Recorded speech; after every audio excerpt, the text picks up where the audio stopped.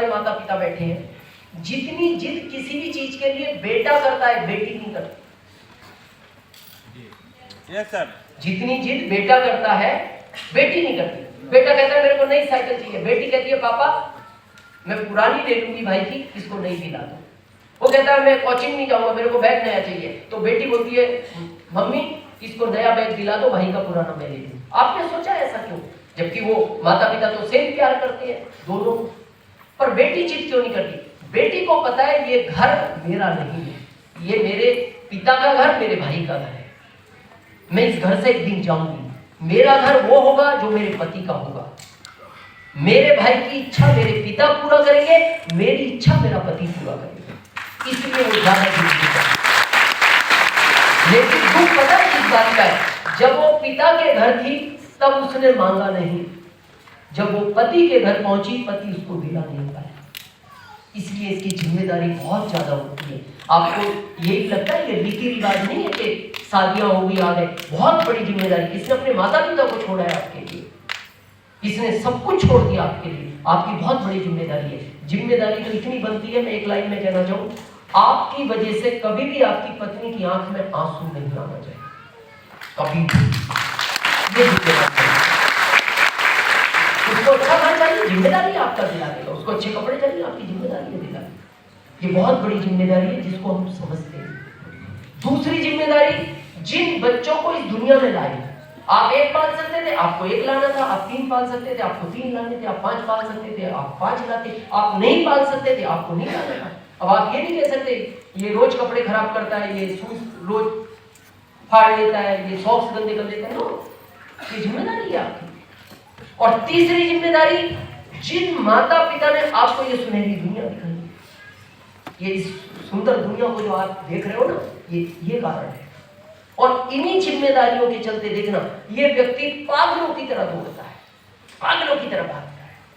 इस काम में पैसा कम है, काम बदलेगा, इस गांव में पैसा कम है, गांव बदलेगा, इस शहर में पैसा कम है, शहर बदलेगा, इस देश में पैसा कम है, देश बदलेगा। किसके लिए? अरे इसका पर्सनल खर्च बहुत कम होता है इस परिवार से, ये अच्छे कपड़े नहीं पहनता, इनको पहनाता है, ये अच्छा नहीं खाता, इनको खिलाता है, लेकिन ये भागता इनके लिए। और इसी भाग दौड़ में क्या होता है, आज उस सच को जानते हैं। कितने लोग कार की जानकारी रखते हैं, कार है या नहीं है उससे फर्क नहीं पड़ता, कार की नॉलेज रखते हैं, बोलो बात करो। बड़े ध्यान से समझना आज इस कहानी को। कार में चारों टायर एक साथ डलते हैं नए, घिसते कौन से जाते हैं? ध्यान से सोचना, ध्यान से। आगे बात, आगे वाला ही कार के टायरों को इंजन घुमाता है। जितनी भी 5 सीटर कार है इनमें अगला पहिया चलता है, पिछला नहीं चलता, पिछला फ्री है एकदम, ब्रेक भी अगले पे लगते हैं, अगले पे इंजन है पूरा, अगला टायर जल्दी घिसता है। और इसीलिए हम हमेशा, हम बहुत समझदार लोग हैं, हम अगले टायर हमेशा नहीं रखते, जबकि अगले कम घिसे उनको पीछे डाल देते हैं, पीछे नए नहीं डलवाते, लेकिन अगले हमेशा हम क्या करते हैं, अगले नए डलवा लो, ये अगले वाले पीछे डाल दो। क्यों रखते हैं हम अगले टायर में? वाई?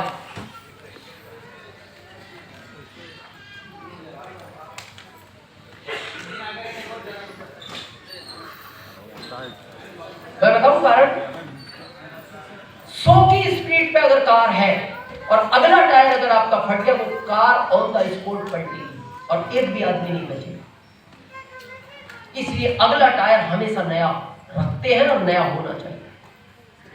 अगर 100 की स्पीड पे पिछला टायर फट गया तो कार पलटेगी नहीं, डिसबैलेंस होगी और एक कोने में जाके खड़ी हो जाएगी, पलटेगी नहीं।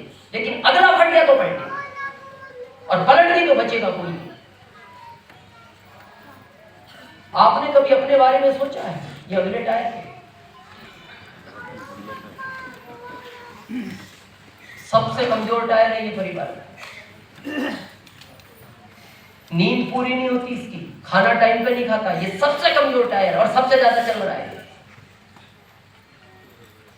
इस कोरोना में ये टायर भी फटे हैं परिवारों में, किसी का बच्चा गया है, किसी की पत्नी गई है, किसी के माता पिता गए, तो ये अगला टायर मजबूत था ना, इसने संभाल लिया इस परिवार को। ये डिसबैलेंस हुआ परिवार 2-4 महीने, पर इसने संभाल लिया क्योंकि अगला टायर ताकतवर था। लेकिन जिन परिवारों का अगला टायर फट गया ना, वो परिवार आज तक नहीं समझे, आज तक भी नहीं समझे। और हम इतने समझदार लोग हैं, हम कार का टायर तो सुरक्षित नया रखते, पर अपने बारे में कभी सोचा कि हमारा जब ये टायर फटेगा तो इस परिवार की क्या सोचा, ये परिवार कैसे समझेगा। आज मैं नहीं जानता आप कितनी देर बिजनेस करते हैं। मैं एक प्रोडक्ट से 7वें महीने रॉयल्टी पहुंचा, 15वें महीने टेक्निकल पहुंचा। मेरी क्यों स्पीड थी, वो इसी कारण थी क्योंकि मेरी बहुत कम उम्र में मेरे पिता मेरा साया छोड़ गए, बहुत कम एज थी मेरी, और मेरी माँ 2 साल कोमा में रही थी। इसलिए नहीं कि मेरे पिता इस दुनिया को छोड़ गए, उसको एक ही फिक्र था कि इस परिवार को पालेगा कौन, इस परिवार को चलाएगा कौन, खेती कौन करेगा, बच्चों की शादियां कैसे होंगी, परिवार कैसे चलेगा। उनको गले का कैंसर हो गया था और उस समय कैंसर से आदमी डरता था। कैंसर का नाम सुनते ही आदमी को लगता था मैं बचूंगा नहीं, वो साइकोलॉजी बन जाती थी, बचता भी नहीं था। मेरे को आज भी वो दिन याद है कि जब हमारे पिता को हम एम्बुलेंस से मुरादाबाद से दिल्ली ले जा रहे थे, तो सामने वाली बेंच पर वो लेटे हुए थे, उनको ऑक्सीजन लगी। वो समझते सब थे, देखते भी थे, बस आवाज नहीं निकलती। और सामने वाली बेंच पे मेरी माँ, फिर मैं और फिर मेरे मामा जी बैठे। तो 10-15 मिनट में मेरे पिता मेरे इस पैर पे हाथ मारते थे, और हाथ मारने के बाद मेरी माँ की तरफ इशारा करते थे। तो एक बच्चा क्या समझेगा, जो मैं समझता था शायद आप भी वो समझोगे। तो मेरे को ऐसा लगता था मेरे पिता मेरी माँ से कुछ कहना चाह रहे हैं, क्योंकि उनके हाथ इसलिए नहीं मारा, मेरे मामा जी पास में बैठे थे, हो सकता था तो वो मेरे मारते थे। तो मैं फिर माँ को इशारा करता था, माँ पिताजी कुछ कहना चाह रहे हैं। तो जैसे ही मेरी माँ मेरे पिताजी से पूछती थी क्या हुआ, उनकी आंख में से आंसू निकल आते थे तुरंत, जैसी मेरी माँ पूछती, और वो हाथ हिला के ये बोल देते थे कुछ नहीं। ये घटना लगभग 15-16 बार हुई, और मैं बार बार सोचता था कि पिताजी मेरे को बोलते माँ से बात कराओ, माँ जैसी पूछती क्या हुआ, ये रोने लग जाते हैं और ये कुछ भी मना कर देते। मैं उस समय नहीं समझा, मैं आने वाले कई साल नहीं समझा, और 1 महीने के इलाज के बाद मेरे पिता ये दुनिया छोड़ गए।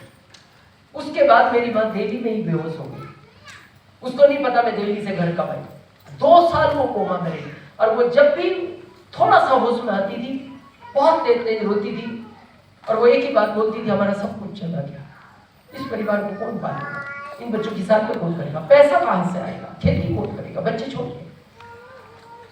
वो 2 साल थैंक्स गॉड का निकले, मैं बड़ा हुआ। मैं चाहता था जिंदगी में अगर मेरे को कोई ऐसा मौका मिला जिसमें कुछ किया जा सकता है। अभी यहां से बहुत लोगों ने कहा ना आरसीएम बहुत टाइम में समझ में आता है, मैं थैंक्स देता हूं उस गॉड को, पहले दिन समझ में आया, पहले दिन से मैंने स्पीड पकड़ी। और क्यों पकड़ी मैं बताऊं, क्या कहना चाहते थे मेरे पिता उस समय। मेरे पिता उस समय सिर्फ मेरे पैर पे हाथ मार के मेरी माँ की तरफ इशारा करके, वो मेरी माँ से नहीं कहते थे वो बात करें, वो सिर्फ उनकी तरफ इशारा करके एक ही बात कहते थे, बेटा मेरे बाद तेरी माँ का कोई सहारा नहीं है, ये अकेली जी नहीं पाएगी, तू साथ देना इसका। 2 साल बहुत परेशान रहे, निकल गया वो टाइम।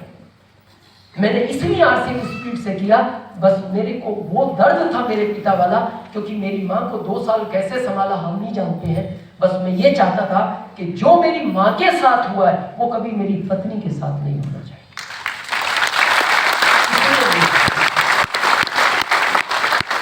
जो लोग अभी भी सीरियस नहीं है, मैं आपसे निवेदन करना, अपने लिए मत करना आरसीएम, इस परिवार के लिए करना, क्योंकि ये अगला टायर बहुत जल्दी फटेगा, क्योंकि ये घिसता बहुत है। कार में ऑप्शन दिया है, वो टायर बदला जा सकता है, इसमें ऑप्शन नहीं है ऊपर वाले का। ये टायर घिसता है और आखिरी में फटता है। अब मैं उत्तर देता हूं आपके पहले क्यों का, मैंने शुरू में क्यों लिखा था और आज हमारी मीटिंग क्यों पे चली। आरसीएम अब क्यों करना चाहिए, मैं आपसे बोलता हूं। आज जाने के बाद अपनी पत्नी की आंख में आंख डाल के देखना। आपको पता है वो कितनी डरी हुई महिला है इस समाज में, और आपको इससे अनुभव होगा, क्योंकि आप क्या है प्रैक्टिकल कभी देखते नहीं, समझते नहीं। आप रोज घर के बाहर निकलते हो मार्केट, पत्नी दरवाजे तक छोड़ने आती है रोज डेली? नहीं। 7 दिन के लिए आउट ऑफ स्टेट जाओ तब वो दरवाजे तक छोड़ने आती है। और पता आपको क्या बोलती है? ठीक से जाना, ध्यान रखना अपना, चलती ट्रेन में मत चढ़ना, भीड़ भाड़ वाले एरिया में मत जाना, मोबाइल को ऑन रखना, हमसे बात करते रहना, ऐसे एरिया में मत रुकना जहां नेटवर्क का प्रॉब्लम हो। और देखना वो अगले दिन आपको सुबह कॉल करती है, आपने चाय पी लिया, फिर दिन में फोन कर दिए, आपका लंच हो गया, शाम को फोन कर दिए, आपका डिनर हो गया। आपको क्या लगता है उसको कितनी परवाह है? अरे उस परिवार को आप लंच कराते हो, उस परिवार को आप डिनर कराते हो, उसको आपके लंच डिनर की परवाह है? उसको आपके लंच और डिनर की परवाह नहीं है। वो सिर्फ ये बहाने से बात करना चाहती है कि आप सुरक्षित हो या नहीं, सिर्फ बात करना है।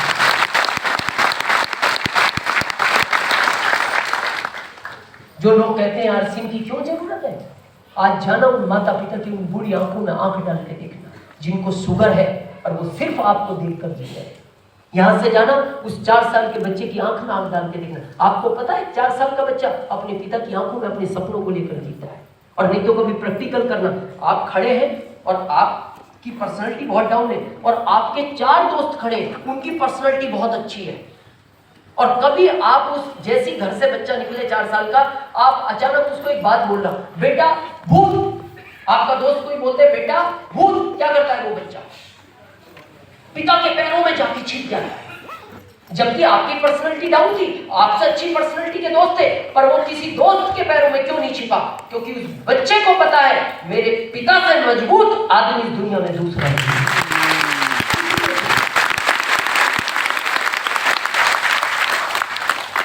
ये जब हट जाता है इस बच्चे के साए से, आपको पता है उस समय ये अपने सारे सपने छोड़ देता है जीना।